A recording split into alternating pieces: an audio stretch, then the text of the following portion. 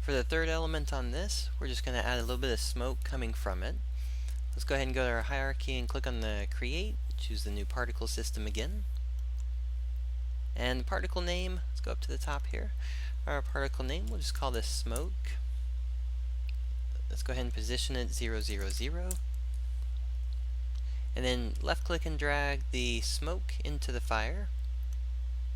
So we now have it just parented to the fire symbol. I'm going to make sure my position stays zeroed out since we've got a little movement from that one. Alright, so the smoke one, let's go ahead and lower that. We'll open up our render rollout, and we have a smoke white material right there. Let's just take this smoke white material and drag it over to the material slot. So now we have our puffs of smoke coming out. Let's go ahead and start making that look a little prettier than what it currently is. The one part, the sort mode, instead of doing the sort mode by none, let's do the oldest first. That way whatever gets created first feels like it's in front of the other ones. Alright, let's go back up to the top. And starting from here and working our way down, we'll go ahead and do a 2-second loop on this one for the duration. The start delay, and you could actually, we could even just zero this out to 1. The start delay, leave it 0. The start lifetime, we're going to set up a 2 constant variable for it. And for the lifetime, how long do we want it to last? We want smoke to kind of go up for a while. We don't want it to go, like right now, let's zoom out here. Right now we've got this going really high, going up into the air. So let's go for about a 2 to a 3 range. If we go, let's see. Yeah, we're going to have them popping and stopping a little bit sooner, so that's good. The start speed, for the start speed, let's actually take this at 0. And for the speed itself, we'll go ahead and use a force on the speed and actually push it upwards. The start size, let's change the start size to 2 constant variables here, and we'll take a start size small. We'll go for about a 0.3, 0.4 range, and then go up all the way to a 1.5 range, somewhere around there. Oops, make sure it gets to the 1.5. There we go. Let's double check the size of that. Yeah, so we're getting some nice variants. We want some small ones and big ones kind of puffing up through it. The rotation, let's go ahead and do the rotation on this one for 2 constants, and we'll do a 0 to a 360.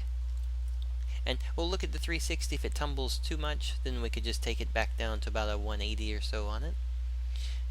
The start color, we'll go ahead and put a color in place of it. Let's do a kind of a darker brown tone. We'll go for a little bit more of a dark tone like that. There we go. We want to match the fire, but also kind of, we don't want it like bright and pretty white. We just want it where it feels like it's kind of faded. And then for the alpha on it, I'm going to drop the alpha about halfway. We'll go for a 128 on it. So ending colors 47, 39, 28, and then a 128. And again, just double check. You want to make sure when you're looking at it that you're either seeing that you see it kind of matching, kind of feeling right with it. Alright, so we have that one. Our gravity multiplier and velocity inheritance, we're just going to do zeros on those. We're going to stick with the same type we've done for the other 2 on the space. We're going to make it world. And then we'll drop our max particles. We'll do the max particles down to about 10. Let's see how that's going to be. Because again, remember, we're going to spawn both of these from it. And we don't have to. We could set it up separately. But we'll do that one just so we can have a little practice at seeing it. The shapes and the emissions, let's go ahead and open up both of those. The rate that we're going to do this one, we'll set this at 2. And then for the burst amount, we'll go ahead and leave this empty. The shape type we'll leave as a cone, but we're actually going to make the angle of it. We could take it almost to 0. We'll actually start it at 0 here for a second and see how that looks. And then let's make it a little bit smaller. We want it to come from the fire. We don't want it to come from outside the fire. We want it to feel like it's spawning directly from where the fire is. So I'm going to make that one about a 0.1 for the radius. And I guess the angle, we'll take the angle up just a little bit so we feel like we have that once we start streaming it upwards, it'll start going out just a little bit. So we'll go for about an angle of 5. Alright, so once you have that one, you can click on that random direction. That way it'll place them a little bit more randomly as it comes up. Since the fire is really moving like this, that'll give a nice little additive to it. For force over lifetime, go ahead and check on the force over lifetime option. And then on the Y, if we're setting the local world option, then Y, we want to set it to about 1. And if we kind of look at how high it's going, there we go. So it's kind of falling off how we had before. It's going up to about there and stopping. Alright. So we've got our force over lifetime. That works for us pretty well. We're not going to add the left and right motions or anything to it. We're just going to keep it from we're going to keep it so it feels like it's just a nice calm day with the fire going just straight up. Our next option is color over lifetime. So the color over lifetime, so instead of having that pop that we're getting right there, let's go ahead and start working over it. We'll go on the top bar, the alpha bar right there. We're just going to left click on the first one. I'm going to drag my alpha down to 0. So it's going to start with nothing. It's just going to be a nice gradient coming out. We're going to click about 15, we'll say about 15% over to the side of it. And the percentage on this one, let's go ahead and take this one up to about 120. We'll do like a 128. So we'll take it about halfway. So it'll start and then go. It's not going to go all the way just yet. Let's take it down a little more than halfway. We'll go for about a 60% here. Around 60%. And then let's take this one a little bit brighter. I'm sorry, a little bit darker. Let's go for about there. Actually, we'll go for about 100 on the alpha for this one. And I'm going to go a little bit darker on this one. Let's see if we can make it go. There we go. So we'll go for about 60 on this one, and then a 100 on that one. So if you notice, we've got it showing.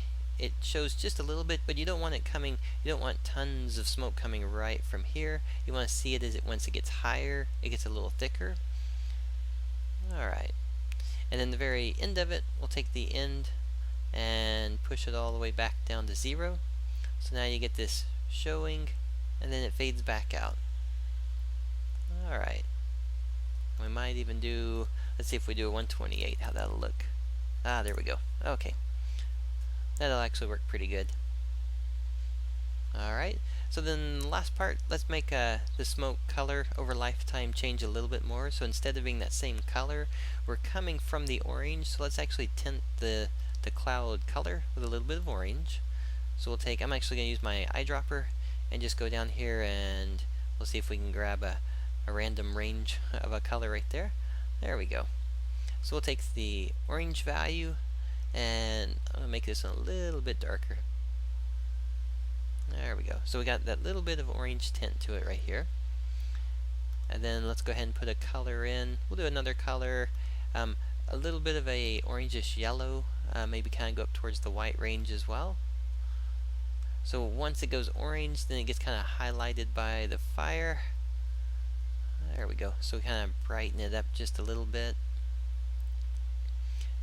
And then over to the far side, then once we get down to here, instead of being the white, let's actually just take this one down and we'll make it go into the black. May not go all the way black though. There we go. So we'll take it to about there. And we can close that one out. So that's going to give us all of our main pieces that we need for it. Let's go ahead and close this one out. Now let's go down to our size over lifetime. And on the size over lifetime, let's click on the graph bar right there on our curve.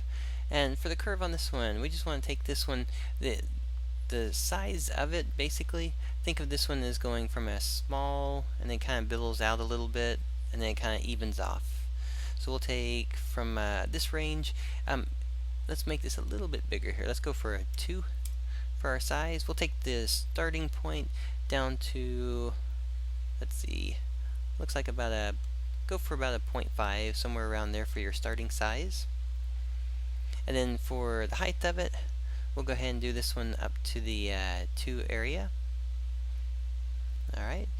And then depending on how you want it to go, you might actually want it to be a little bit stronger of a curve, you could actually place a point right around center, and we could actually kind of pull a little bit more up. That way we kind of have it goes small and then really kind of puffs out right at the top. And you just want to watch as the particle gets here, just kind of see, we keep it small, and then right when it starts to grow is when that particle gets to right there at the top of it. Alright, so that's going to be the size over lifetime. Let's go ahead and do a rotation over lifetime as well, this one right there. And instead of being the value, we'll go ahead and just put this one onto a curve as well. And the angle for the velocity on this one, let's actually take this and we'll go for a start, and let's do an end. We'll do let's make sure we have a key on there. I'm going to turn that one off, so don't touch that. Okay, so we'll add a key right here, and let's drag this all the way down. We want to take this down, let's see, enough that we're seeing, you see how it's starting to rotate, the animation is coming up and around. We don't want too much, so I'll just go for about anywhere between 0 to 10 range, and then just up to about a 45.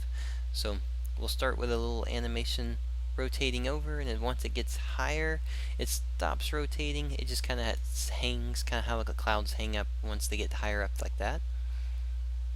Alright, so there you go. That's going to be all your basic parts and pieces for the simple fire. Now, at the moment, what we've currently done with our fire, remember, is that we have all of them being created at the same time. But what you can also do is, if you click on the fire simple right here, we're going to lower this one. We'll go ahead and go to our sub emitter for the fire simple, and you can turn on your sub emitter. And for the birth of the flame, we'll go ahead and say that the smoke and the glow get made when that happens.